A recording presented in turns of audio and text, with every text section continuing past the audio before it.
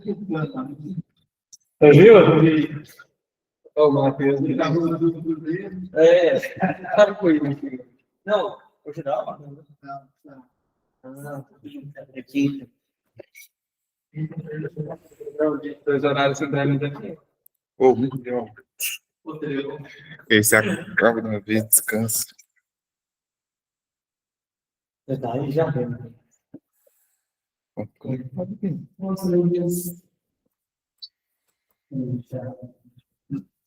Senhor Jesus, não se fala de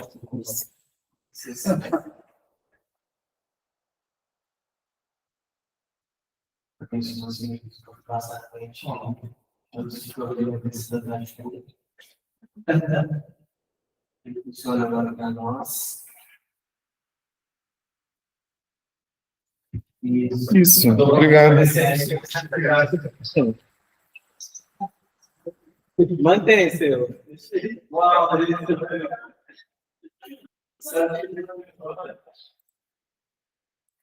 Vamos iniciar então com a oração. Em nome do Pai, do Filho e do Espírito Santo. Vinde, Espírito Santo. E enche os corações dos nossos fiéis e acendei-os por vosso amor. Enviai o vosso Espírito e tudo será criado e renovareis a face da terra. Oremos. Ó Deus que instruís os corações dos vossos fiéis, Vós do Espírito Santo. fazei que apreciemos certamente todas as coisas, segundo o mesmo Espírito, e gozemos sempre da sua consolação. Por Cristo, Senhor nosso, Divino Espírito Santo. descei sobre nós e brilhais para sempre.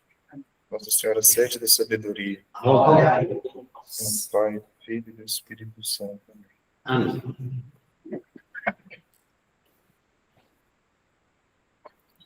Então, nós continuamos hoje.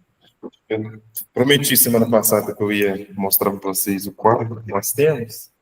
Mas depois fica muita sacanagem. No auge da tecnologia, vou mostrar um quadro assim para vocês. Olha o tamanho que tem das letras, né? Mas depois, quem tiver curiosidade, aqui tem todos os papas, né? Todos assim, né? Desde São Pedro até João Paulo II, São João Paulo II. Tem italiano, né? Mas aí dá para ter uma noção dos nomes, né? Para perceber essa sucessão apostólica de todos os papas, né? Todos mesmo, né? Até aqui São João Paulo II, né? Depois, se vocês quiserem dar uma olhadinha, mas tem também internet, tem com muita facilidade, né? Esses papas aí, né? Aí com João Paulo II, Bento XVI, depois de Bento XVI, Francisco, Papa Francisco, e logo depois, então, o Papa Leão. Né? Menos 3 papas que tem ali, né? Mas aí a gente consegue perceber essa sucessão apostólica que vai desde São Pedro até Papa Leão XIV, né? Essa é a intenção de mostrar para nós essa sucessão. Na aula de hoje nós seguimos sobre essa história da igreja e a intenção é nós encerrarmos tudo, né? Da história da igreja da Idade Média. Nós vamos fazer mais ou menos um mapa mental, que à medida que a gente vai falando nas aulas, né? Nós vamos comentando sobre as aulas, nós vamos anotando no caderno, fazendo esse mapa mental, que vai nos ajudar na história da igreja da Idade Média, né? Então, nós temos essa Idade Média,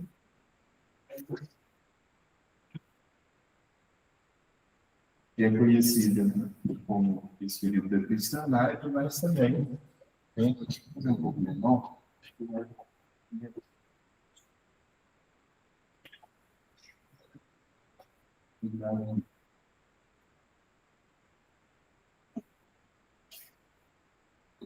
Nós colocamos a data para vocês verem. Inicialmente, ela vai começar em 476. E depois nós vamos mostrar aonde que se termina essa história da igreja. Então vai ser uma jornada pelos séculos, como o próprio Isaac está falando, né? Está um pouco difícil de ler, né? Para mim aqui está pequeno. Para vocês está um pouquinho menor também, né? Uma jornada pelos séculos que vai moldar a cristandade na Europa. Boa noite, tudo bem? Desde o auge do poder papal até as crises que vai preparar, né, para a idade, aliás, para a reforma protestante, né? Então, lá em 1517, vocês vão perceber que já na Idade Média vai mostrar algumas coisas que vai enfraquecendo a igreja e que vai dando abertura para a reforma protestante, né? Algumas crises dentro da igreja, algumas situações que vai meio que dando abertura para que algumas pessoas tentem reformar a igreja, mas é aquilo, né? Tenta reformar a igreja fora da igreja. Eu usei o exemplo nas aulas, né, dessa dimensão da reforma, é Lutero, que é o reformador, né, em 1517, São Francisco de Assis, né? Ambos têm a intenção de reformar a igreja, mas a diferença é que São Francisco de Assis quer reformar a igreja dentro da igreja, né, com toda essa abertura de fato do Espírito Santo, e Lutero quer reformar a igreja fora da igreja, né, e acaba tendo essa diferença, tendo esse cisma, esse afastamento aí da igreja. Então, a gente tem esse período da Idade Média, uma jornada pelos séculos que moldaram a cristandade na Europa, desde o auge do poder papal, como a gente vai perceber, e também para as crises que prepararam para a reforma. Exploraremos como a Igreja Católica se tornou a instituição mais influente da Europa medieval e como enfrentou seus maiores desafios internos, né? Então, tem a alta Idade Média, mas também a gente vai perceber que a gente vai encontrar a baixa Idade Média também, né, que seria esse período de crise. E quando se tem esse enfraquecimento, começam a aparecer opositores da igreja e que vai ser esses pré-reformadores, por exemplo, que vai colocar em xeque algumas coisas, né, diante dessa crise. Então, durante a Idade Média, nós podemos colocar aqui nesse nosso mapa o século, né? Século XI, o século XIII, inicialmente, vou colocar aqui, século XI, ao século XIII, conhecido como esse período da Idade Média, alcança seu momento de maior poder e influência na sociedade europeia. A união entre a Igreja e o Estado criou uma civilização cristã unificada, onde o Papa exerceu autoridade não apenas espiritual, mas também política sobre reis e imperadores. Então, aqui, a gente vai ter, dentro desse período atual, né, nós vamos ter a união entre igreja e também o Estado. E aqui a gente conseguiu perceber que tem seu lado positivo, mas também tem seu lado negativo, né? Acaba a igreja sendo refém desse feudalismo, acaba sendo refém de algumas coisas que vai acabando enfraquecendo a igreja. Então, nesse período aqui, a gente vai ter esse período da união entre igreja e também o Estado. E a gente pode colocar esses representantes aqui, né, como ali vai dizer, reis e imperadores, uma política entre reis e imperadores também. O marco decisivo ocorreu no ano 800, que eu havia falado na última aula, né? Seria a coroação de Leão Magno, quando o Papa Leão III coroou Carlos Magno, Carlos Magno como imperador do Sacro Império Romano Germânico. Esse ato simbolizou a aliança entre Roma e o poder político.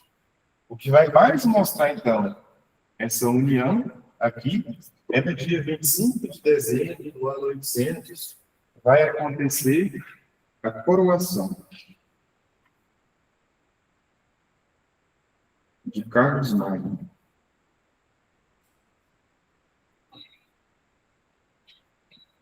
Pelo Papa Leão III. É isso mesmo? Leão III. Então, o auge dessa união aqui nesse século vai ser, de fato, a união. Isso vai se perceber, né, durante esses períodos aqui, né? A união entre a Igreja e o Estado, a coroação de Carlos Magno, né? Isso seja anterior a esse período, né? Então, vai ser o rei do Sacro Império Romano Germânico. O Império Carolíngio representou a fusão entre a autoridade temporal e espiritual, criando a base chamada cristandade.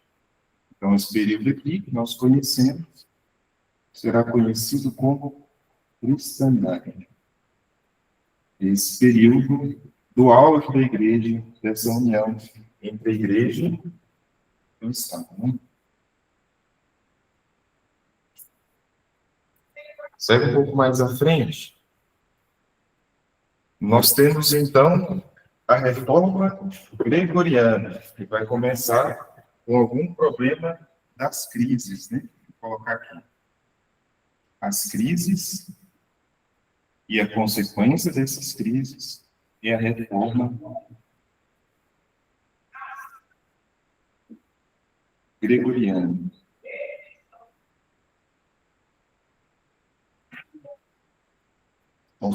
Você participar da outra aula também. Quais são essas crises que vai se aparecer aqui? A simonia. O que é a simonia? A compra de cargos eclesiásticos, o nicolaísmo, padres casados ou concubinas, e a investidura leiga, reis nomeando bispos, uma interferência. Então, quais vão ser as crises aqui? A simonia. O que é a simonia? Compra de cargos eclesiásticos. Compra de cargos. O nicolaísmo, vocês podem anotar aí. Nicolaísmo. E também essa investidura livre.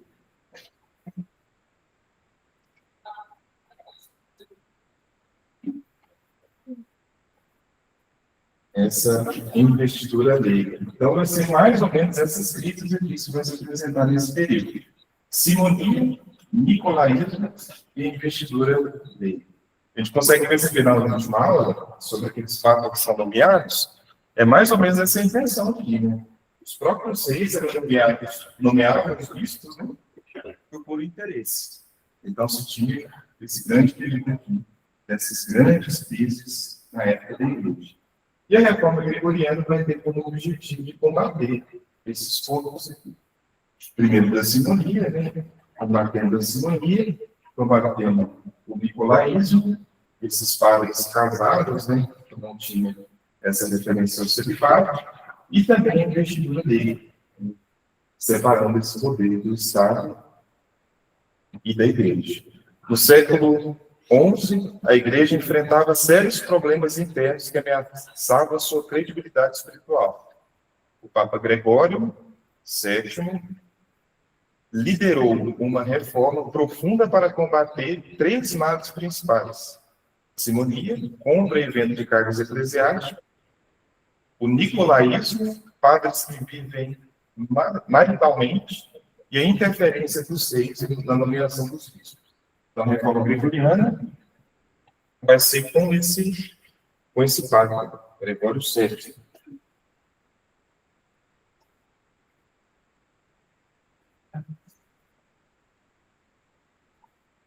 Vai ser com esse Papa que vai ter, então, essa reforma gregoriana, com o objetivo de combater essas questões.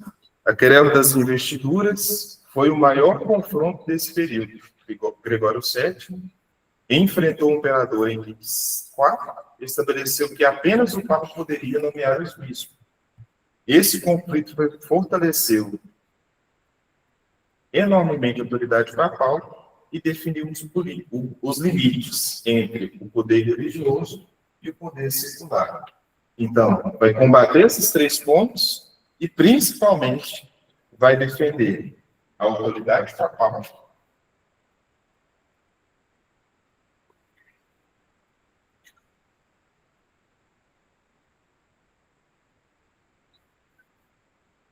E, além de defender a autoridade papal, vai defender os limites entre o poder religioso e o poder secular. Quem vai nomear os bispos agora não é mais os imperadores, os reis, né? Mas passa a ser, então, a própria igreja.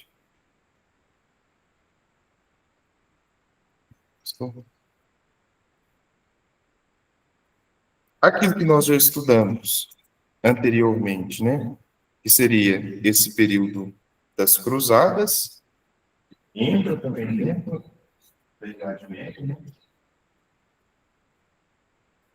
Nós já estudamos a primeira, temos uma Bíblia mais ou menos, né?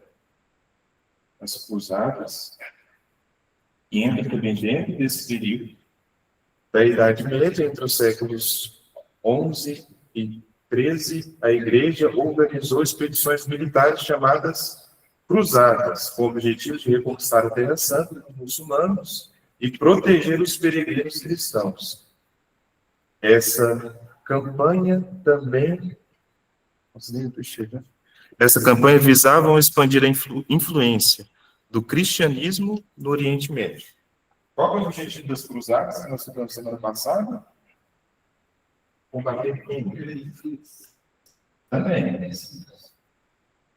Mas um grupo específico. Combater. Causa religiosa? Isso, tem uma causa religiosa. Mas vai combater contra quem? Qual grupo? Colônias sociais, colônias políticas? Não. Vai combater o islamismo. Sim. Com o objetivo de combater o islamismo dentro da intenção, por motivos sociais, motivos religiosos, econômicos, políticos, mas principalmente religiosos, de ter de volta essa Terra Santa para combater o islamismo e conseguir, mais uma vez, essas terras. Hein? Dentro das cruzadas, nós vamos ter algumas ordens que vão entrar em combate, né? Ordens religiosas, congregações, né? Da mesma forma que a gente tem as carmelitas aqui, né, que vivem para a oração, nessa época criaram ordens militares, que eram as ordens desses cavaleiros que entravam para combater mesmo, né? Então nós temos as ordens militar e também a ordem dos hospitalários.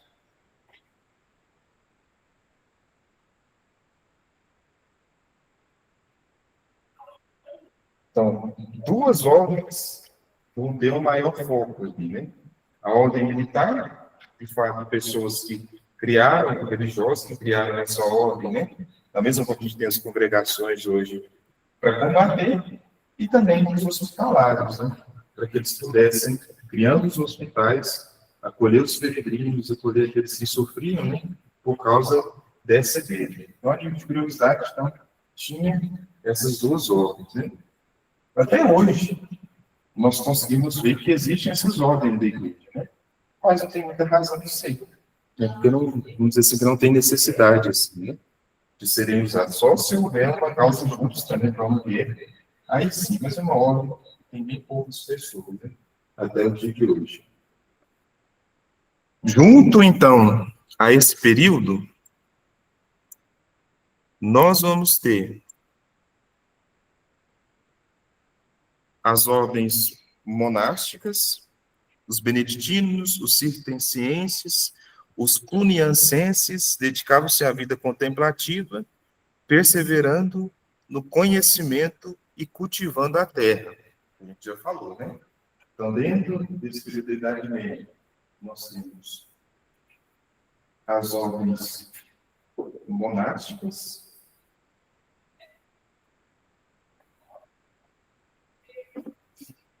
aí as ordens monásticas são os beneditinos, e por aí vai cultivar a terra. Nós temos os franciscanos,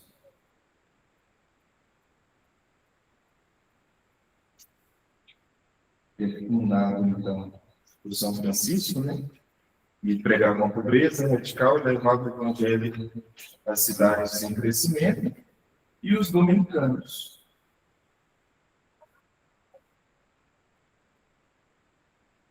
Todas essas três ordens, né, realmente, existem até hoje. As ordens monásticas, com os beneditinos, os cistercienses, os franciscanos, né, que tem os vários ramos, né, dos franciscanos, tem os capuchinhos, tem as ordens menores, se não me engano. Tem a Toca de Assis, tem a Fraternidade do Caminho, e por aí vai, né? Vários ordens que são franciscanos. E tem os dominicanos. Esses dominicanos, principalmente, nesse período, eram homens que se dedicavam à vida de oração, eram monges, né? Que se dedicavam à vida de oração e estudavam. O carisma dos dominicanos é o estudo, não só a oração, né? Mas também o estudo. E eram eles, inicialmente, que vão ficar à frente da Inquisição. Então, vão ser os dominicanos que vão estar à frente, porque estudavam bastante, e iam, vamos dizer assim, dar início a essas inquisições, né? Para que eles pudessem, por serem pessoas que estudavam, saberiam, então, combater essas heresias, né, que surgiram nesse período. Então, nós temos as ordens monásticas, os franciscanos e os dominicanos, né, que surgem inicialmente.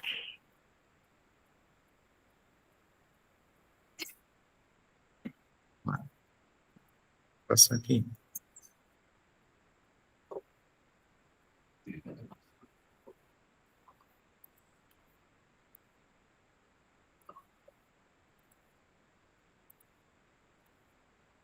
O próximo slide é sobre o nascimento das universidades. Nesse período também, nós vamos ter as universidades, que surgiam inicialmente dentro das catedrais, com o objetivo desses estudos, e aí nós temos as faculdades, né? De Paris, Bolonha, de Oxford, e por aí vai. Tantas as outras que nós comentamos. E outras instituições tornaram-se centros de excelência intelectual, onde se desenvolveu a escolástica, o método filosófico que buscava harmonizar a fé cristã e a razão aristotélica. Vocês chegaram em Tomás de Aquino, em filosofia? Ou ainda não? Quando vocês chegarem, vocês vão ver esse período aqui, da escolástica, que seria inicialmente com São Tomás de Aquino. Grandes pensadores, como, vou colocar aqui, Santo Anselmo,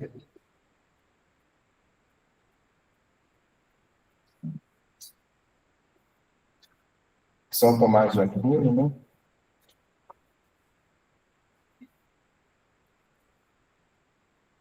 São Tomás de Aquino. Vocês vão estudar esses também, vão dar uma passada por eles, né? Na filosofia e revolucionar a teologia medieval. Tomás de Aquino, em particular, criou um sistema monumental entre filosofia grega e doutrina cristã, em sua obra Suma Teológica, que permanece influente até hoje. Alguém que já viu a Suma Teológica? São Tomás? Difícil para caramba. Mas nós temos não sei se são 4 tomos, ou se são mais, acho que são mais do que 4. Não me lembro agora. Mas é um objetivo de responder toda a fé católica. Então, qualquer dúvida que se tiver sobre a fé católica, né, é só pegar a Suma Teológica e lá, de fato, tem resposta para tudo, para todas as coisas, né? Agora, imagina uma pessoa escrever tudo isso sem nenhum erro teológico, né? E é isso que é praticamente a Suma Teológica, né? Não tem um erro teológico nessa Suma de São Tomás de Aquino, né? E os outros documentos da igreja, É baseado também. A gente pode levar em consideração que são baseados também na Suma Teológica, né? Então, que permanece influente até os dias de hoje. Um outro ponto que nós colocamos na semana passada, eu não coloquei com datas, né? Eu só falei, é o cativeiro de Avignon. Ele está bem traduzido em português, né? Mas, então, é nesse período de 1309,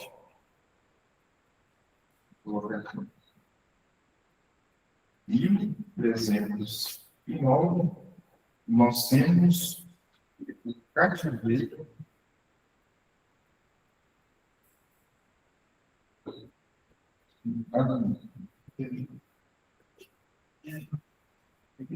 no ano de 1309 até 1378. que vai acontecer nesse período? O Papa Clemente V vai mudar para a França, por causa de uma pressão do rei da França, né? Mas também da instabilidade política de Roma. Então, ele vai deixar essa sede papal, e permaneceu como sendo essa sede papal desde Pedro, né? E vai se mudar para a França por pressão do rei da França e por pressão também de Roma, né? Não sendo um lugar bom para se viver na época, né? E vai perceber, nós vamos conseguir perceber, que vão existir 7 papas sucessivos que vão residir em Avignon, perdendo o prestígio. Então, além de Gregório V, nós vamos ter 7 papas. 7 papas que vai se mudar de Roma e vai permanecer por quase 40 anos na França.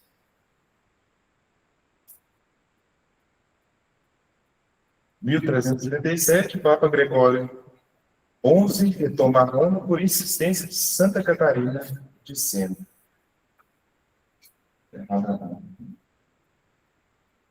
1377.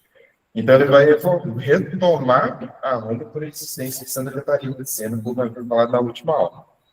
E a partir de 1378, com a morte de Gregório XI, que vai iniciar uma nova decadência na vida da igreja, uma nova crise. Porque eles queriam um papa que fosse italiano. Porque um papa que fosse italiano amaria mais a Roma e permaneceria em Roma, né? Então, esse papa lá, Gregório XI, retoma para Roma, por insistência de Santa Catarina, de Sena, e vai desencadear essa nova crise. Porque agora eles querem um papa que fosse italiano. Os papas migraram, foram para a França.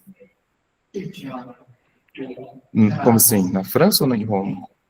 Não, é aquela questão, né? Mudaram pela instabilidade política.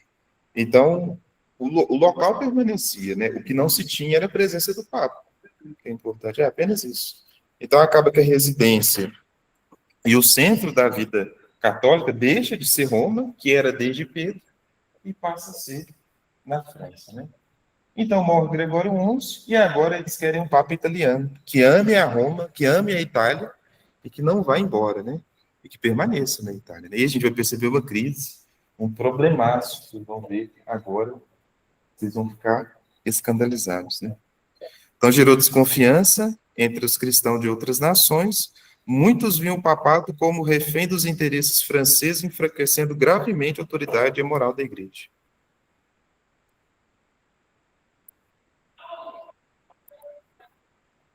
Vou passar aqui.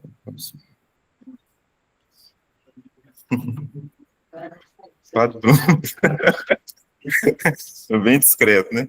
Santa Catarina de Sena, só a questão que ela falou, né? Santa Catarina de Sena foi uma leiga dominicana, das ordens dos dominicanos, né? De uma mulher dominicana, mística e doutora da igreja que viveu em Toscana, Itália. Apesar de não ter educação formal, suas visões místicas e intensa vida de oração lhe deram uma autoridade espiritual extraordinária. Ou seja, será que é só de fato o estudo, a vida intelectual, que vai nos dar essa autoridade espiritual? Não, a gente consegue perceber que não. Né? Uma mulher que tinha uma educação não tão formal, mas tinha visões místicas e intensa vida de oração. Sentindo-se chamada por Deus a reformar a igreja, mais uma pessoa para reformar a igreja dentro da igreja, Catarina escreveu cartas corajosas ao Papa Gregório XI.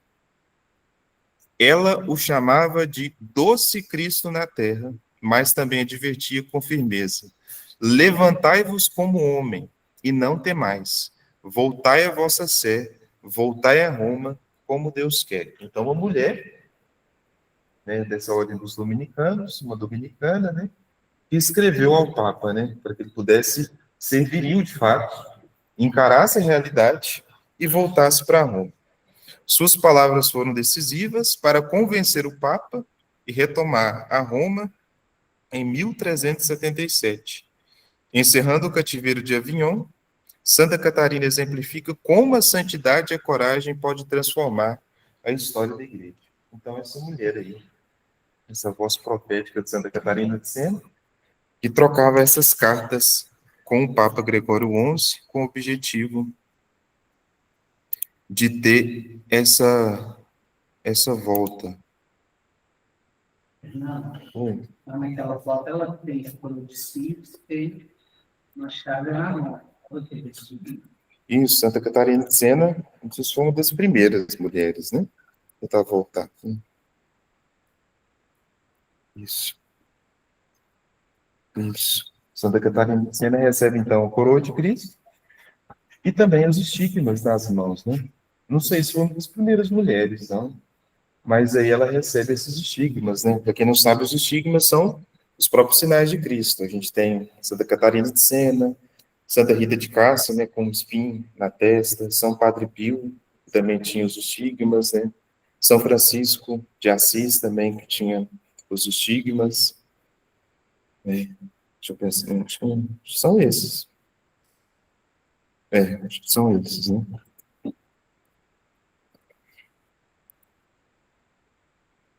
passar aqui para o próximo. Vou mandar no grupo. Oi? Vou mandar. Eu tenho que baixar ele. Isso. Bom, tem um aplicativo, tá escrito aí, né, que chama Gama. A gente manda todo o esboço para ele e ele faz o slide, né? Mas aí, como eu mandei e não conferi depois, faltou uma parte.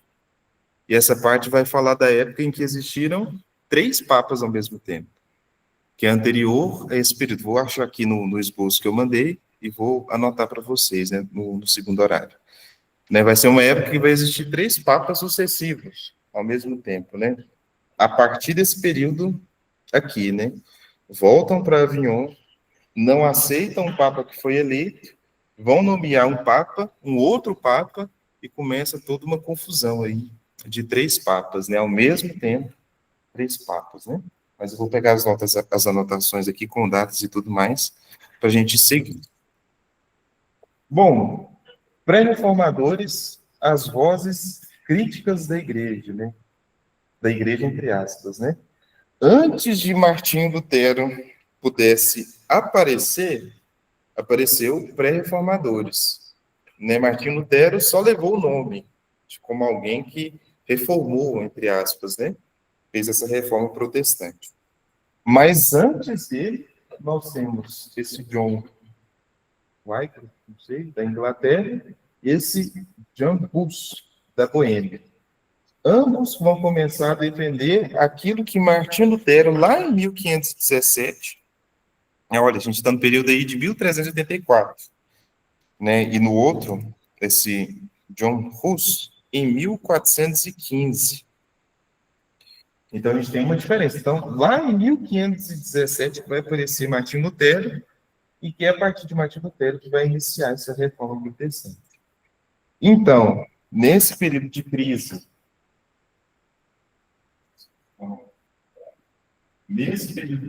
então, vai aparecer os pré-reformadores.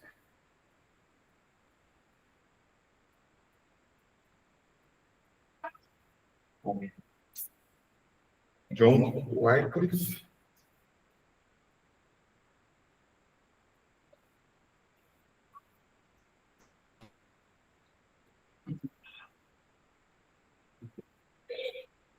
John Wycliffe e John Hus.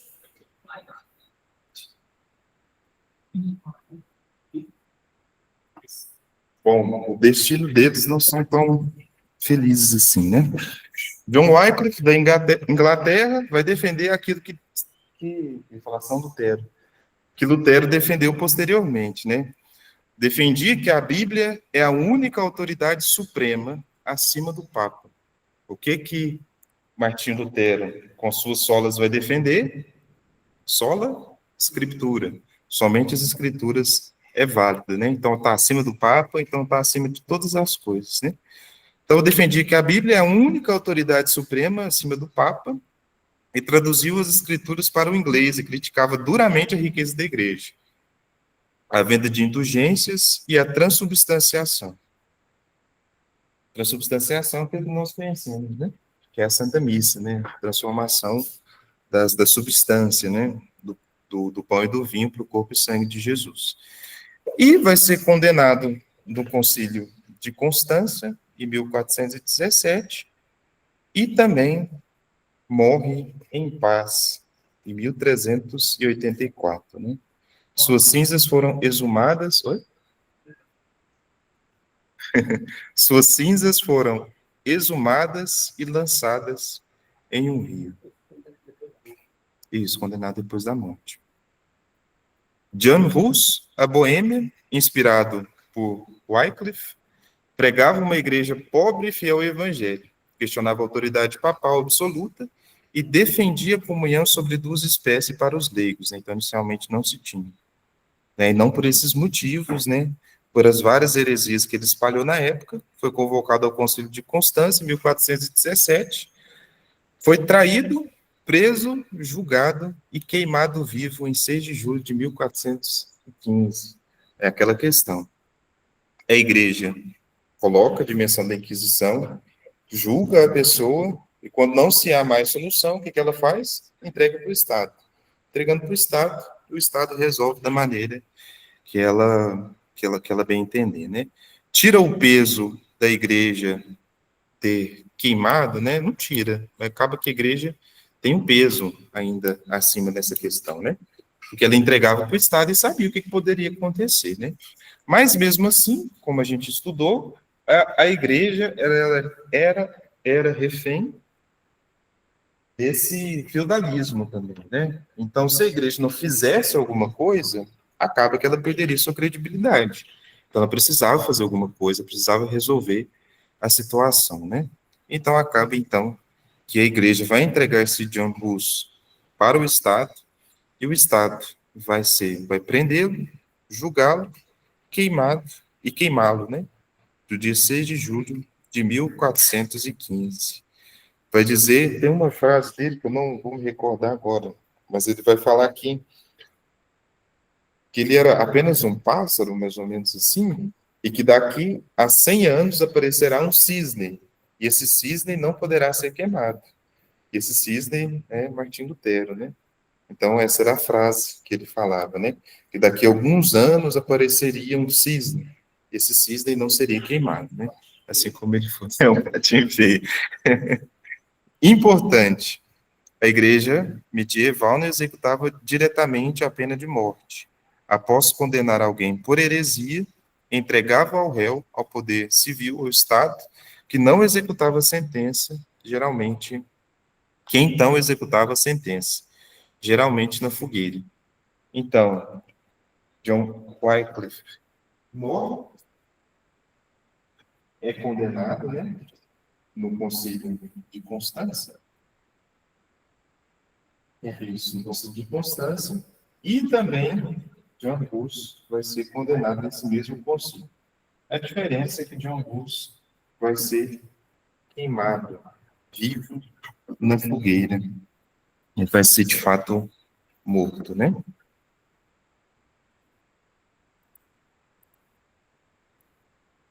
Vou passar aqui para o outro.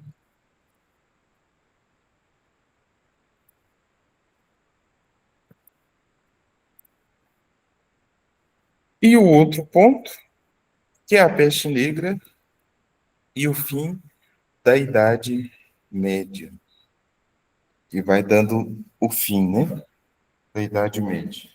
E que é importante nessa época também é a peste negra.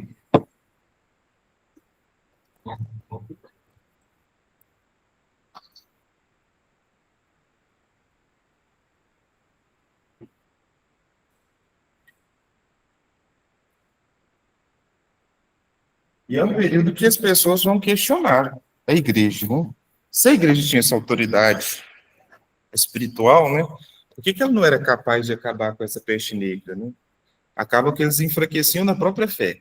E aparecendo, por exemplo, esses pré-reformadores, como esse John Wycliffe e John Hus, né? As pessoas vão começar a aderir a esses pensamentos, né? Porque a igreja, pela falta de maturidade do povo, né, de fato, vai acabar duvidando da autoridade espiritual da igreja. Nessa igreja aí tinham grandes santos, né, se rezavam, por que ela não poderia acabar com essa situação, né?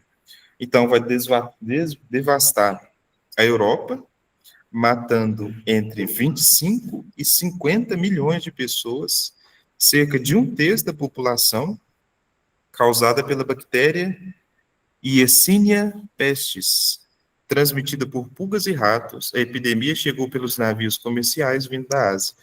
Então, imagina aquela situação na Idade Média, né? Sem saneamento, né? Vivendo ali de qualquer forma, diante de uma grande dificuldade ali de saúde, e por aí vai, né? Dessas dimensões, dessas dificuldades, e acaba então que vai ser transmitida essa doença, né? Essa bactéria, por pulgas e também por ratos. Começa a trazer pelos navios comerciais vindo da Ásia. Qual que vai ser o impacto dentro da igreja, na igreja? Os padres, os monges e as freiras morreram em massa ao cuidar dos doentes, né? Por quê? É o auge aí que nós temos dos hospitais criados pela Igreja Católica. Então, a gente tem vários monges, várias freiras, vários padres que vão se dedicar a cuidar dessas pessoas, né? E se dedicando, acaba que eles acabam pegando essa doença também e acabam morrendo, né? Com o objetivo de ajudar, né? Mas acabam também morrendo. E é nesse período, então, que você tem os grandes hospitais. Anterior a esse período, permanece nesse período e continua, de fato, até hoje, né? Tem uma questão de... Não sei onde que eu vi na época, mas era uma perguntinha, né? Qual a maior instituição de caridade do mundo? Alguém sabe qual que é? A Igreja Católica. Cria os hospitais, temos as freiras, né? Temos os monges, né? Para cuidar desses doentes, temos os asilos e por aí, né? E várias outras instituições, né? Que tinham o objetivo de cuidar desses doentes. Então, a maior instituição de caridade do mundo é, de fato, a Igreja Católica. Os mosteiros vão desaparecer, né, por causa dessas pestes, né? A crise espiritual profunda. O povo questionava por que Deus permitia tanto sofrimento e enfraquecimento da formação do clero, abrindo espaço para abusos, né? Então, essa questão da crise profunda não é muito difícil de nós não entendermos essas pessoas, né? Vamos levar em consideração a pandemia, por exemplo, né? Quantos questionamentos, né, se voltavam contra Deus nessa questão da própria fé, né, da própria autoridade espiritual da igreja, né? Então é fácil entender essa época, né? A gente julga, mas aí também a gente consegue compreender esse enfraquecimento da fé desse povo, né? Tinha ali a igreja como essa autoridade espiritual, e logo depois vem a peste negra, né, devasta terça parte, né, um terço da população, e devastando essa doença, acaba morrendo esse pessoal, e o pessoal começa a questionar, então, né? Então é meio que natural que se questione, vamos dizer assim, né? A crise, ela é meio que natural própria do homem, né? Enfraquecimento da formação do clero, abrindo espaço para abusos, né? Então, se tinham grandes padres, grandes bispos, grandes leigos, grande parte deles morriam, porque se dedicavam a essa vida de caridade, e se entrasse essa doença dentro de um mosteiro, era praticamente fatal, né? As pessoas, os monges também morriam, né? Transformações sociais, enfraquecimento do sistema feudal, que a gente já estudou, né? Sistema feudal, o fortalecimento das monarquias nacionais, a diminuição do poder político do Papa, a desilusão religiosa que alimentou os pré-reformadores, né? Então, a gente tem uma série de crises, né?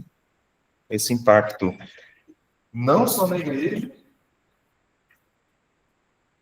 impacto na igreja,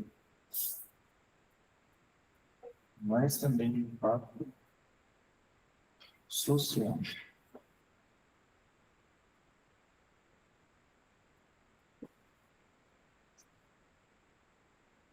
Então, os impactos são sociais, mas também religiosos, dentro da própria igreja.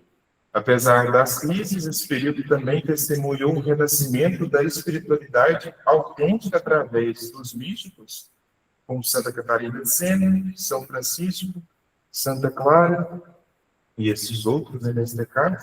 Suas vidas demonstraram que, mesmo nos momentos mais sombrios, a fé genuína e a busca por Deus continuavam vivas no coração da cristandade. Então, mesmo diante das crises, né, dos pré-reformadores, da peste negra, né, principalmente com a peste negra, acabam com esse enfraquecimento dando razão a esses pré-reformadores, né, dando uma abertura a essa reforma protestante. Nós temos esse grande desejo do povo, né, que permanecia, essa espiritualidade autêntica. Né? Então, a gente tem uma decadência? Tem uma decadência. Mas também a gente tem esse Espírito Santo que continua a conduzir a vida da igreja. Então, mais ou menos, bem resumido, seria esse o período da Idade Média. Nós vamos encerrar com a matéria. Então, unido a esse período, a gente tem Santa Clara, Francisco. Alguém sabe mais o nome dessa época? Santa Catarina de Sena. Um pouco mais à frente, né, que a gente celebra amanhã, Santa Teresa d'Ávila, né? Eles vão... Domingos dessa época? Eles vão perceber, por exemplo, acho que é o livro da vida de Santa Teresa d'Ávila, né? Que na época da Reforma Protestante, ela vai perceber entre as irmãs ali que começou a surgir algumas heresias fora do mosteiro, né? Fora ali da clausura delas. E elas se perceberam que elas não eram capazes de fazer algo. Elas não poderiam ir lá e combater essas heresias, né? E a única coisa que Santa Teresa d'Ávila propõe para as outras irmãs é que elas pudessem viver o evangelho à risca, fielmente, como uma forma de viver esse evangelho, pudesse servir como exemplo, mas também como um sacrifício a Deus, né? Para que pudessem mudar essa mentalidade e combater essas heresias, né? É aquilo que a gente falava na semana passada, né? Agora apareceu, ele pediu até desculpa, né? O padre Júlio, né? Mas olha que interessante, pediu desculpa e tudo mais da situação, mas aí acontece que na maioria das vezes nós não temos a capacidade de mudar essa realidade. Por exemplo, a gente poderia fazer várias coisas, mas uma coisa que a gente pode fazer, de fato, é a vida de oração. Né? Dedicar a nossa vida de oração em favor dessas outras pessoas. Né? Por exemplo, nós que estamos aqui, nem eu, nem você, nem os padres que estão aqui, não são doutores da vida da igreja que vai mudar a igreja através do estudo. Né? A não ser que por uma graça de Deus, né, seja instituída alguma coisa aí, tem essa capacidade de interferir na vida da igreja, né? Mas nós que estamos aqui, a única capacidade que nós temos é de rezar pela vida da igreja, para que ela possa ser continuada, para que possa continuar a ser transformada, né?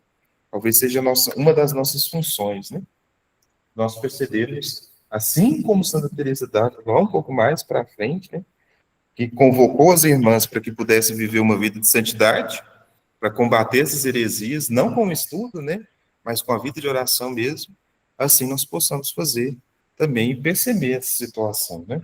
A gente vai fazer um intervalo agora, né, se tiver alguma dúvida, depois vocês falam depois do intervalo. Eu vou pegar outra parte que faltou, que não foi para o slide, que é o período desses 3 papas, né? Tinham esse objetivo. A partir desse cativeiro de Avignon, e foram elegendo papas, até que pudessem eleger o papa que eles quiseram, né? Mas mesmo assim, foi anulado esses outros 3 papas e elegeu, de fato, um outro papa, né? Um quarto papa, e esse papa permanece, né? E dá continuidade à sucessão. Então, fazemos o intervalo agora e nós voltamos. Eu queria um período um pouco mais à frente. Né? É bem mais à frente. Isso. Não, eles estão no mesmo período. Mas Santa Teresa, ela está bem mais para frente, lá para frente do ano de 1500, por exemplo, né? Ela está bem mais para frente. Aqui a gente está em a peste negra, aqui, né?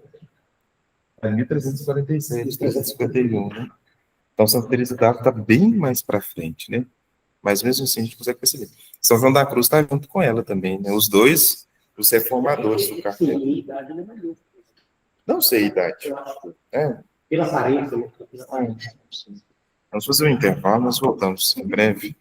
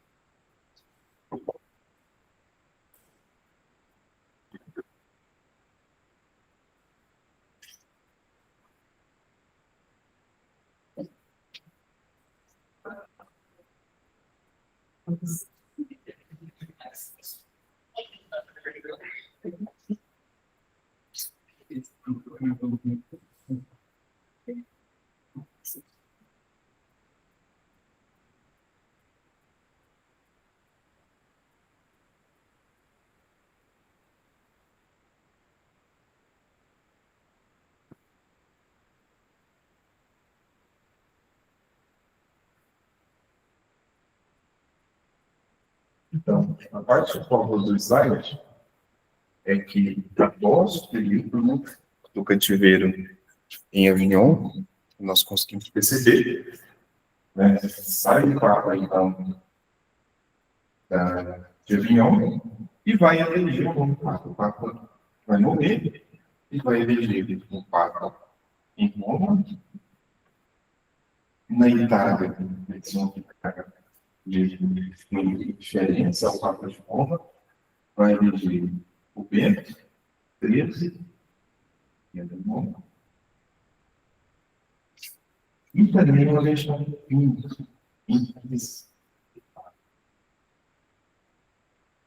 Mas vai acontecer então que vai ser somente lá no reunido por iniciativa o imperador Sigismundo, o concílio finalmente conseguiu separar e restaurar a unidade da igreja. Depois, teve a renúncia dos 3 papas, né? Então, esses papas aqui foram obrigados a renunciar. E renunciando, então, a igreja, os cardeais, né, vão eleger um papa legítimo, verdadeiro. É Martim. Só de curiosidade. Em toda a história do grande período, né, até esse papa aqui, até o papa legítimo. Martim, uma grande disputa, vamos dizer assim, né? Que não perde sucessão apostólica, de fato, né?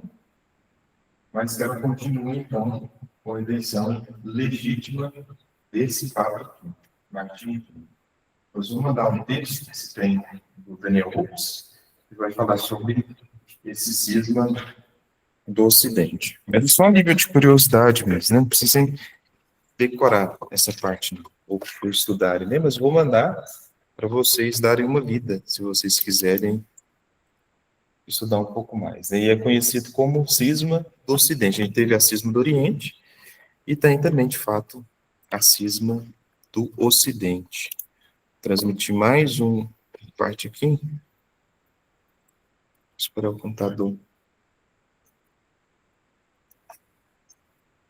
Para a gente encerrar esse período. Vou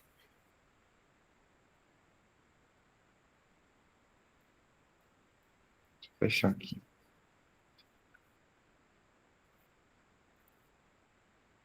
Para nós encerrarmos esse período, a gente pega o livro das verdades. Eu acredito que vocês têm o PDF, né? Das verdades que nunca te contaram sobre a Igreja Católica. Vou transmitir aqui de novo, né?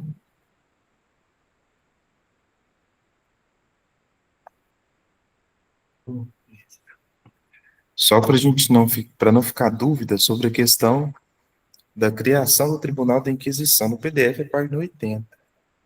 O livro, como eu não trouxe o livro, eu marquei aqui só no. Depois eu preciso dar uma olhadinha, né?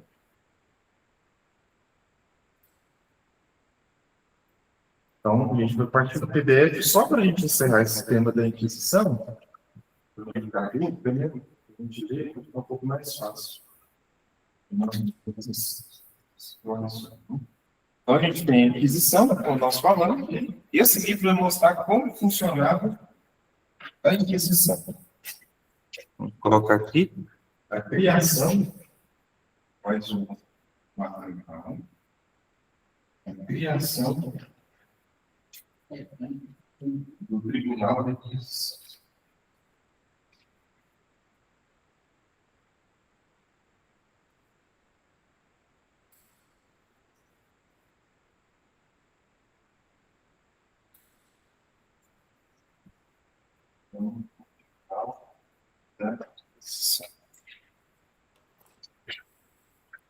O que nós precisamos entender esse período, né? Qual que é a intenção da igreja? A intenção da igreja era pôr fim às execuções arbitrárias de supostos hereges e linchamentos desencadeados pela fúria popular e relocar no caminho da salvação as almas desviadas. Então, era por fim as execuções arbitrárias. Né? O que vai acontecer nesse período? Né? Vai ocorrer, então, dentro dessas regiões, né, vão surgir hereges. E esses hereges surgindo nessa desse povo, né, principalmente católico, vai acontecer execuções executadas.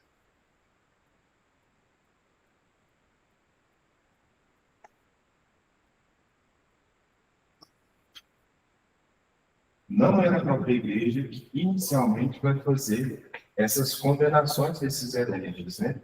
Mas então, é a partir do aparecimento desses hereges, né? E os próprios católicos ali na época, né? Como uma forma de defender ali essa certa paz que se havia, né? Eles vão fazer essas execuções arbitrárias, né?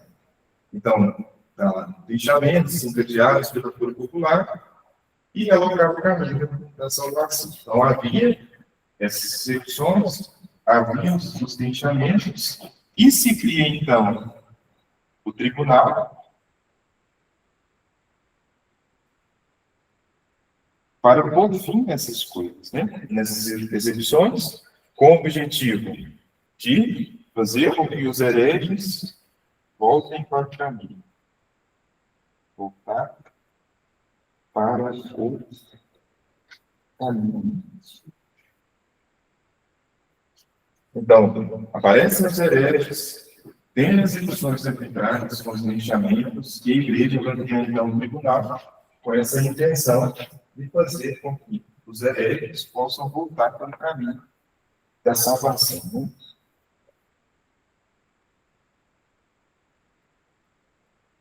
Então, esse é o objetivo. Essa é a intenção da criação desse tribunal. Descendo um pouco mais o PDF, vai mostrar como funcionava a Inquisição medieval.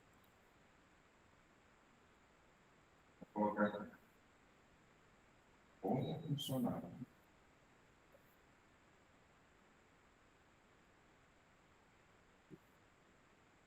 Primeiro ponto que se tem para que pudesse acontecer essa Inquisição medieval é o tempo da graça.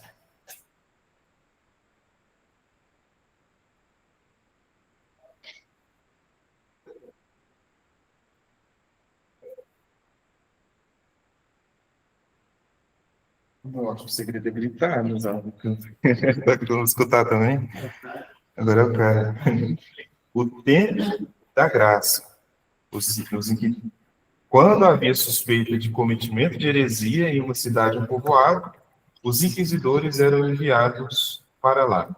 Anunciava-se o chamado tempo da graça.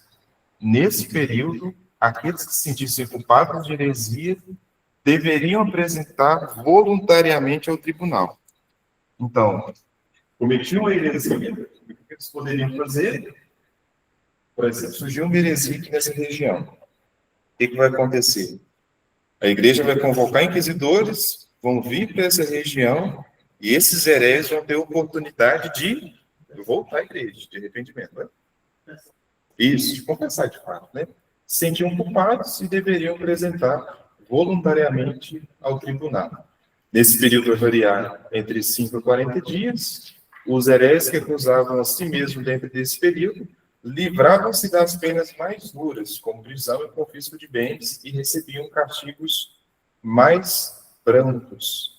Então, tinha esse objetivo. Apareceu, e qualquer intenção, quando ele desaparecia, se tiver um herege, que se confessasse, né, buscasse esse arrependimento. Né? A Inquisição só acatava denúncia contra pessoas batizadas. Afinal, se uma pessoa não é batizada, é impossível que ela, de fato, seja um herege. Então, o primeiro tempo que se tem é o tempo da graça. O que se segue depois desse período da Inquisição é o segredo do processo. Todo o processo da Inquisição era segredo, inicialmente. Né? Então, eles não falariam o nome da pessoa, né? E sabia que se falasse o nome da pessoa, desse herege, das pessoas que aderiram, ia acabar sendo linchados, né? Pela fúria popular. Né? O segredo do processo. Entre as ações mais questionáveis está também a ocultação do nome das testemunhas. Não se fazia uma audiência pública em que as testemunhas de acusação depusessem diante de todos. Em vez disso, o processo corria de forma secreta, e a identidade das testemunhas era mantida em sigilo, com a justificativa de impedir retaliações contra elas por parte dos acusadores. E o outro, que entra mais um pouco mais cruel, né, que é o empenho para obter a confissão do réu. Que é a terceira parte, que é a confissão do réu.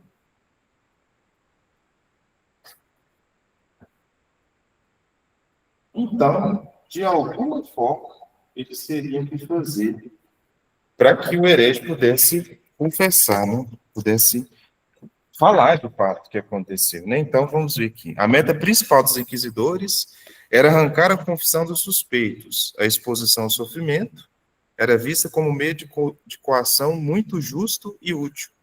A detenção era o principal recurso, podendo durar breves períodos ou longos anos, algumas vezes com ferros preso, presos aos pés. Então, uma forma dessa retenção, né, de arrancar aquilo que eles, de arrancar de fato, né, de fazer com que eles pudessem confessar, era arrancar a confissão dos suspeitos através dessa exposição dos sofrimentos, podendo durar breves períodos e até a detenção, a retenção, né, desses presos. Se a detenção não for suficiente, recorria-se à tortura, que não era muito frequente e era bem mais branda do que aplicada por todos os tribunais seculares da Europa medieval. A gente vai ver um pouco mais para frente, né? E o outro ponto era o parte do julgamento. É o tribunal do júri.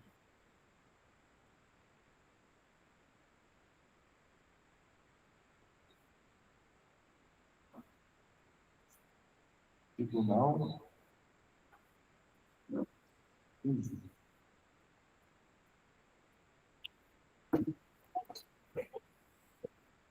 O Papa Inocêncio IV estabeleceu mais um instrumento para diminuir as chances de uma sentença injusta, na forma de um júri formado por cidadãos reconhecidos como bons católicos. O número de componentes desse júri variava entre 2 e 20. Então, era parte, de fato, dessa acusação, né? Para que pudessem ver se era, de fato, possível ou não que seria, de fato, um herege, né? E o outro ponto, que é o anúncio das sentenças no alto da fé, que é a condenação.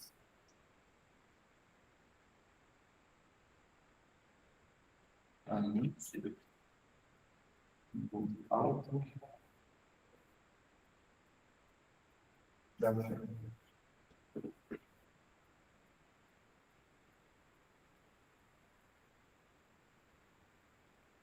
Após a conclusão do processo inquisitorial, as sentenças eram anunciadas durante uma cerimônia pública, grande e solene, chamada auto de fé. As autoridades religiosas e leigas se faziam presentes. O auto da fé, acima de tudo, dava visibilidade aos casos de arrependimento e reconciliação com a igreja. A queima dos hereges impenitentes ou relapsos não acontecia no alto da fé, mas sim em outra ocasião e em outro lugar, que a gente vai ver um pouco mais para frente. O alto da fé era focado na misericórdia, não no castigo. Celebrava-se a reconstituição na unidade e na harmonia e ofereciam-se muitas graças. Os hereges, que haviam sido obrigados a usar cruzes penitenciais em seus trajes, recebiam permissão de se livrar delas. Alguns presos eram libertados, trocando-se a pena de prisão por outra mais leve, e todos os fiéis que assistiam ao sermão recebiam indulgências. E a possibilidade de apelação ao Papa, que é um outro. Eles podiam recorrer ao Papa.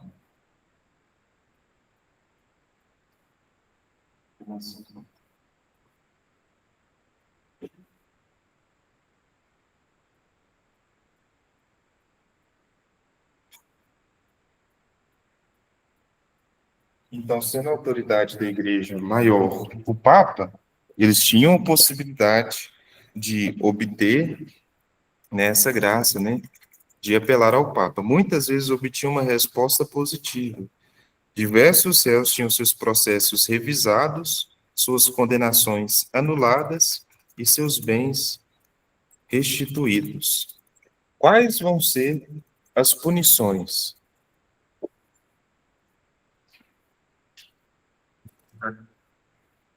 Punições.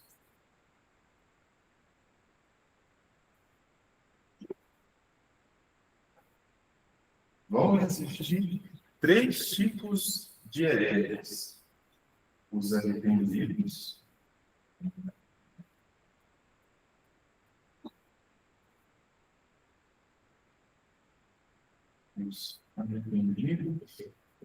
que confessavam seu crime e voltavam a ser da igreja, os obstinados,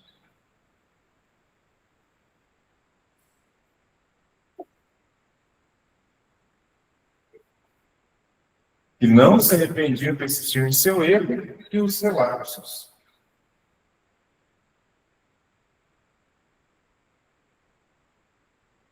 Quem eram os relapsos? Que eram reincidentes, ou seja, voltavam a ser condenados por heresia após terem sido, em outra ocasião, condenados pelo mesmo crime. Diferentes tipos de hereges recebiam diferentes penalidades. As sentenças mais leves eram destinadas aos arrependidos, que são os reconciliados com a igreja, né? Então, eles recebiam as penas mais leves. Eram destinados aos arrependidos e reconciliados na igreja. Os outros vão receber uma pena um pouco mais forte, né? Porque, além de não arrependerem, né, os relapsos, além de terem cometido, voltavam a cometer ou a mesma heresia ou uma outra heresia, né? O uso das grandes cruzes no traje provocava certo isolamento, uma das punições que a gente consegue perceber, né? Provocava certo isolamento social, já que fazia com que o penitente sofresse algum vexame e, eventualmente, atraía escárnio público. As sentenças mais pesadas eram para os hereges arrependidos, que envolviam o confisco de bens parcial ou total e o encarceramento por determinado período. Então, as punições, inicialmente, nós temos as cruzes, que carregavam de forma pública, né? E também o confisco de bens.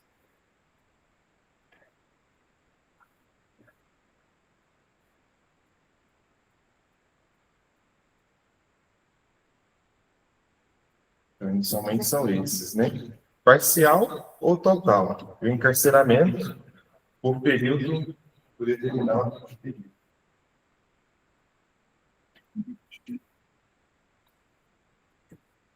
Encarceramento.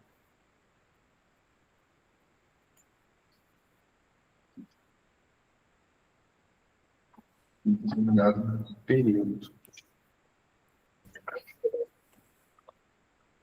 Havia dois tipos de prisão. Uma branda, que era permitido receber visitas e alimentos, entra nessa dimensão aí das punições, né? Pode colocar, acrescentar elas também.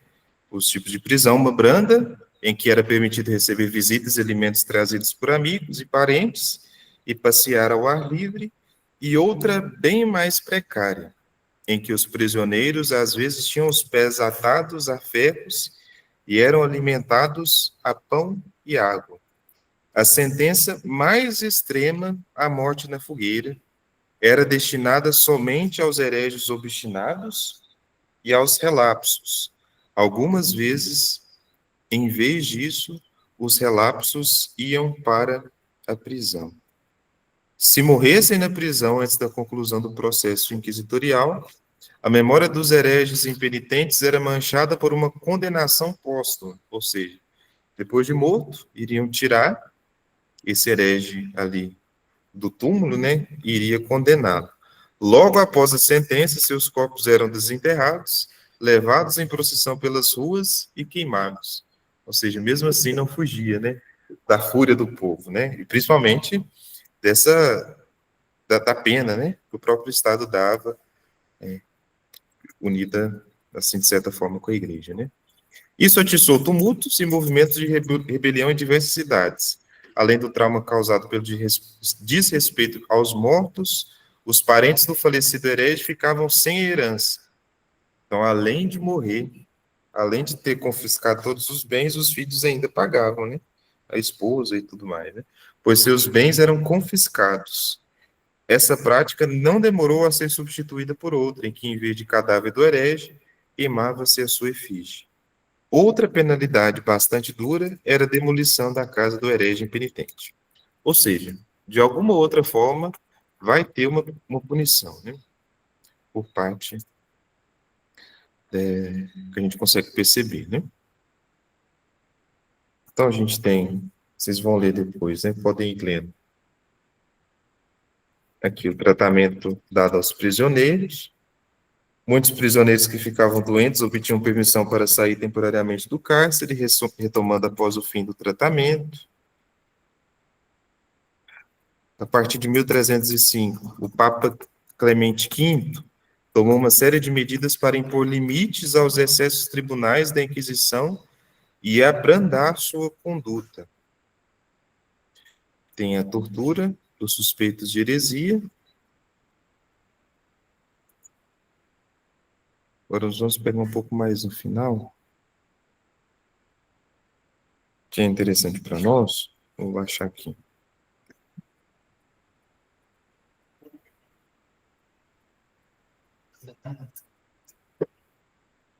Achar aqui é Santa Joana d'Arc. Um pouco mais para baixo aqui.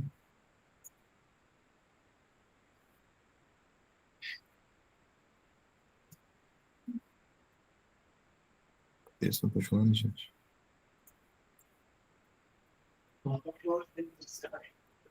Tá quase, tá aqui um pouco mais embaixo.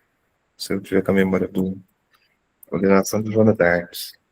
Alguém pode ler para a gente? Pode ler tudo, gente. Vou descendo aqui. A condenação de Joana d'Arc. Nem sempre a Inquisição medieval conseguiu manter seus tribunais livres e independentes de sombrios interesses políticos. Continua. Pode ler.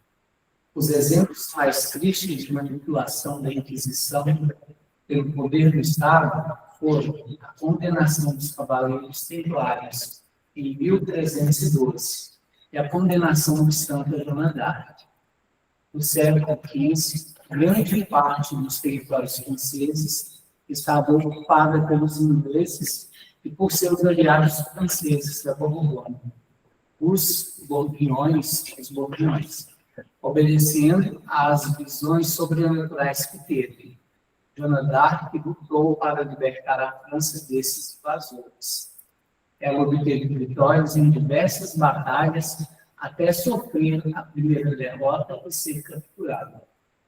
Os ingleses fizeram desmoralizar Joana antes de matá-la, buscando convencer o povo francês de que ela não passava de uma bruxa. O bispo de Belvais, Pierre Calton, rendeu-se aos ingleses e chefiou o julgamento da santa. O tribunal foi composto por cerca de 60 docentes da Universidade de Paris, também vendidos aos ingleses, pois quase todos receberam dinheiro do governo britânico ou esperavam ser nomeados para algum cargo. Após 5 longos meses de muito sofrimento na prisão, Joana d'Arc foi condenada por heresia, sendo enviada à fogueira em 30 de maio de 1431. O tribunal que condenou Santa Joana não respeitou as leis da Igreja e, portanto, foi uma completa farsa. Traidores haviam usado a Inquisição de forma ilegal para aniquilar uma inimiga política, tanto que, cerca de 25 anos depois de sua condenação como bruxa, o processo inquisitorial foi revisto e a Igreja a declarou inocente. O curioso é que Santa Joana era favorável ao uso da força para deter os hereges, ao menos nos casos em que eles estavam causando estragos e agindo com violência contra os católicos. A história que vamos contar a seguir ilustra muito bem essa realidade. Continua? Pode. Não pode. No século XV, os husitas, seguidores do padre Jan Hus, estavam tocando o Rebu na Boêmia, que fica na atual República Tcheca. Eles pregavam a rebelião contra a hierarquia da igreja e seus exércitos destruíram mosteiros e depredavam estátuas de santos. Os protestantes faziam o mesmo no século seguinte. Santa Joana d'Arc ficou sabendo da arruaça e enviou uma carta aos hereges em março de 1430, buscando fazê-los voltar à fé católica. Eis um trecho da carta. Quanto a mim, vou ser bem sincera e lhes dizer a verdade. Se eu não estivesse ocupada com as guerras inglesas, já teria ido há muito tempo desfazer uma visita. Mas, se eu souber que vocês não se enredaram, talvez deixe de lado os ingleses e me volte contra vocês, a fim de que, por meio da espada, se eu não puder fazê-lo de nenhuma outra forma, eu remova a sua superstição abominável, exterminado a sua heresia ou a sua vida. Próximo. Depois o restante.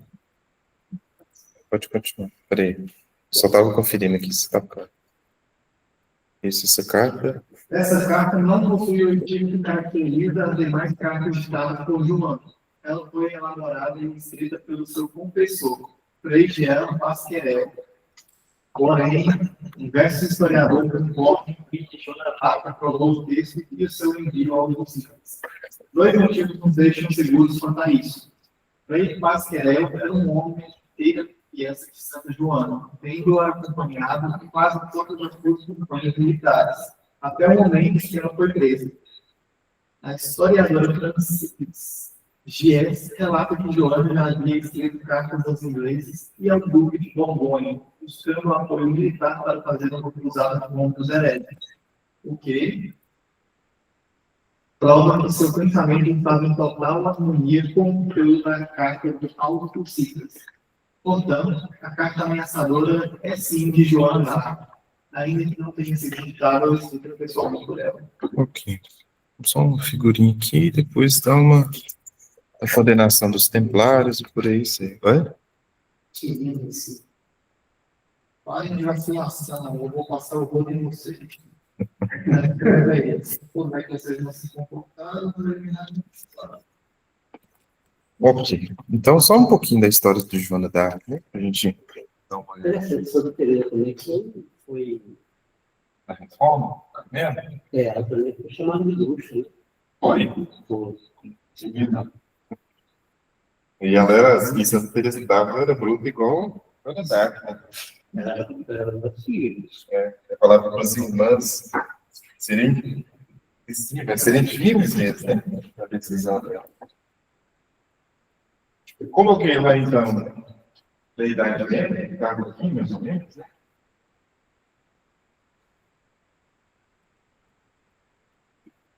E vai de 476 e a letra. Ok?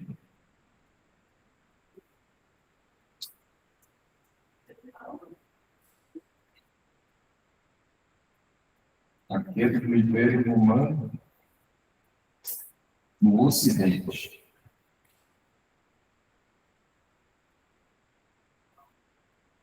E o que vai marcar o fim em 1453, esse período da Idade Média, é aqui. esquerda,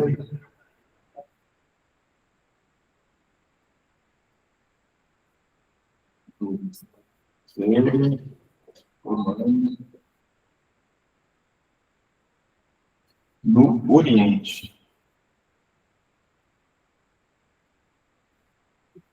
Não vai ter tomado dos muçulmanos, com uma estabilidade política, quase mais ou menos parecido com aquele do Ocidente. Então, se tem aqui o Oriente, em 1453.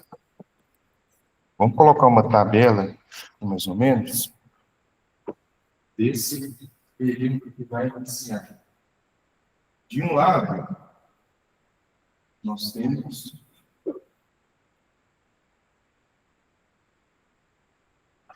finalmente uma foto. Pagar? Tá bom. Nossa, quando isso tinha. Parece nada, pode colocar. Esse ela vai acertar? É casal? Pode tirar. Não, é. Senão depois o menino faz figurinha da minha cara. Não.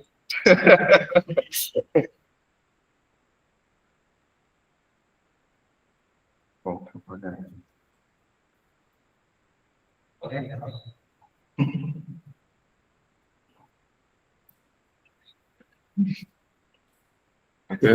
Ficou legal. De um lado, então, nós temos a idade. E do outro lado, contraponto dessa Idade Média, né? Eu acho que seria a visão. Seus alunos quase você, agora você está Achei engraçado, é papel figurinha. Pior que Você não sabia, nosso brinquedo é figurinha. tem. Vamos usar com alguns pontinhos só, né? Do lado da Idade Média, nós temos um termo chamado teocentrismo.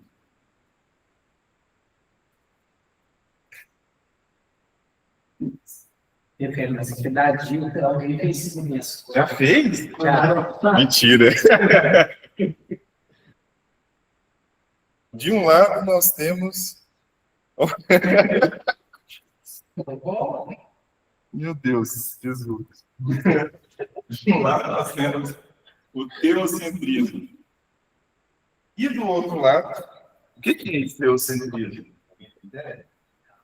Eu sei, né? Isso. O Deus, de Deus, né?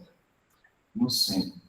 E do outro lado, nós temos agora o antropocentrismo.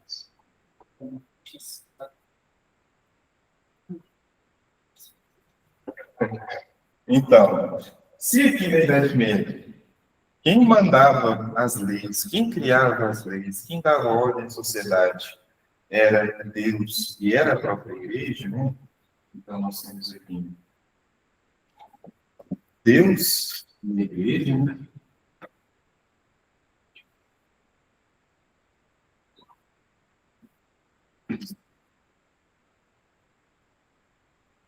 O que vai acontecer no outro período é que não mais é Deus, e muito menos a igreja, o centro, né? Mas agora passa a ser o homem. É agora o homem que vai ser o centro da vida do conhecimento, né? O centro de todas as coisas. Não é mais a igreja que vai determinar as leis, não é mais Deus que vai determinar as leis, mas agora passa a ser o próprio homem, com essa intenção da idade moderna, de ser o próprio homem que vai ditar as leis. De um lado, nós temos o sistema feudal, né? Partes.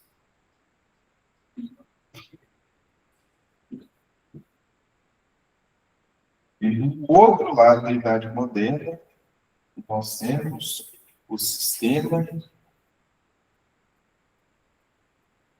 capitalista. Se acuda. Meio que contrapondo, né? E tanto quando estudar aqui, né?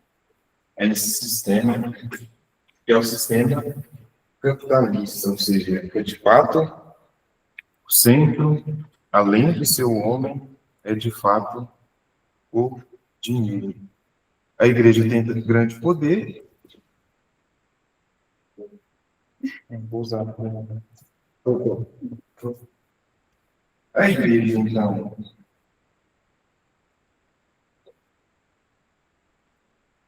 tem um grande poder. E agora vão surgir grandes monarquias.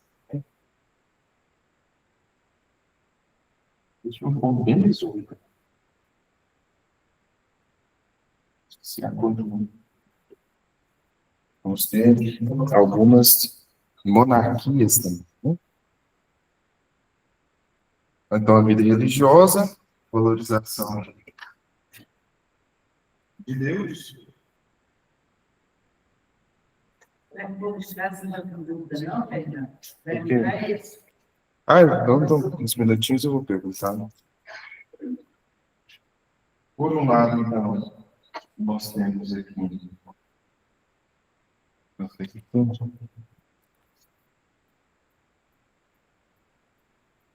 A vida religiosa, né?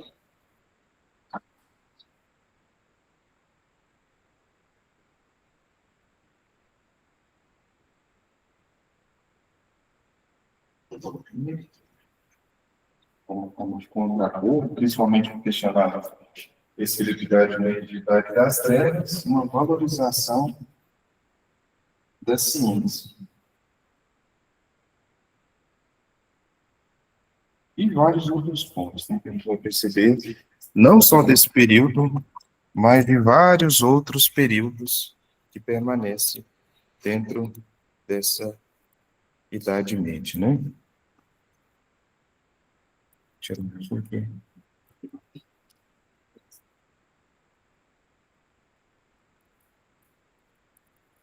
Então, mais ou menos esses pontos, né? Se a gente tem a unidade cristã de um lado, né? Em meio às crises também, a gente tem, por exemplo, a divisão com a reforma protestante, por aí vai, né? Outros pontos. Então, a gente tem vários pontos que vão contrapor esses dois, né? Da Idade Média e da Idade Moderna. O que a gente passa, então, a partir da próxima aula, é conhecer esses pontos que vai da Idade Média, desse período de transição da Idade Média para a Idade Moderna. Acredito que a gente pode ir meio que encerrando para o finalzinho, porque a gente iniciar essa Idade Moderna, acaba que a gente não vai conseguir passar por tudo, né? Então, se tiver alguma dúvida, o pessoal de casa também, né, que eu acabo esquecendo, o pessoal aqui também, se ficar alguma dúvida, nós respondemos e, se eu conseguir responder, né, de fato, e depois nós damos continuidade para essa Idade Moderna, né? Quanto à Idade Média, fica alguma dúvida? É bem superficial, você consegue perceber que a gente não vai conseguir passar por tudo, né? Como eu já falei desde o início da aula, né? Mas aí também dá para ter mais ou menos uma noção, né? Principalmente para a gente lendo alguns pontos. Fica alguma dúvida? O pessoal de casa também, fica alguma dúvida?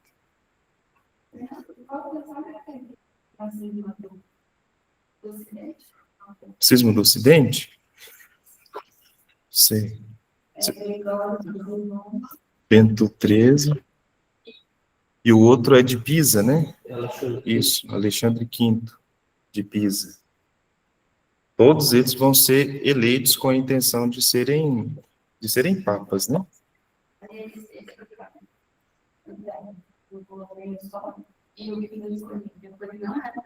Não foi nenhum deles. Todos esses aí vão ser conhecidos como antipapas. Esses três, né? São conhecidos como antipapas. Né? Porque não vão aceitar aquilo que foi colocado como proposta, né? Então, vem um novo papa, com a intenção de ser um papa da Itália, né, italiano, eles vão elegendo. Um da Itália, outro em Roma e outro em Avignon, na França, né? Mas só com esse papa Martinho V que é eleito de forma legítima, que se tem, de fato, a continuidade dessa sucessão apostólica, né? Porque é uma eleição legítima, diferente dos outros, né? É só uma questão política, né? Não sei, vamos ver. Qual que ele vai?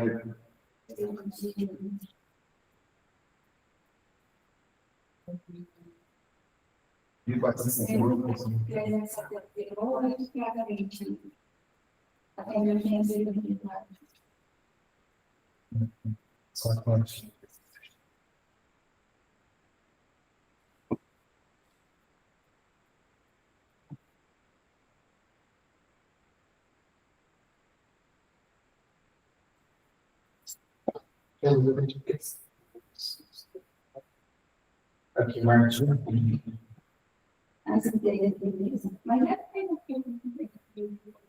Isso, como noção dentro de série dele, né? Dentro de 13, DDD 13. Isso, dentro da atividade deles, né? Mas aí ele de forma ilegítima, né? Mais alguma dúvida? Tranquilo? Oi? No grupo? Uma colega perguntou para onde tinha ele. Oi? Um colega pediu para perguntar para onde ia o dinheiro. Desse período? Pois é.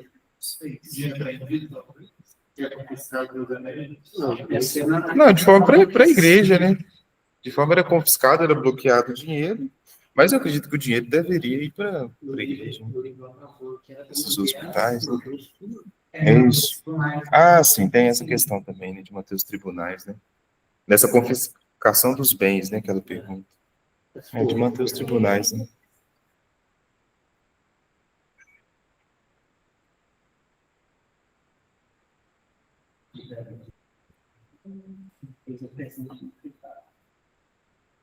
Então, eles mantinham os tribunais. Fernando, história não é qualquer. Respeito da Inquisição. Você me diz em relação, porque a gente vê algumas coisas que parecem justas, né? Mas a gente também escuta falar que foi uma época que não se ouve tanto justiça assim. Mas aí a gente vê algumas coisas que parecem ser. O que você me diz? Na verdade, isso parece ser o que é de fato, né? Nada que se tem ali no livro se esconde. Realmente, se tem, eu vou abrir aqui no outro coisa que eu não descarreguei. Realmente se tem essa questão de que havia a queima dos hereges ali, não é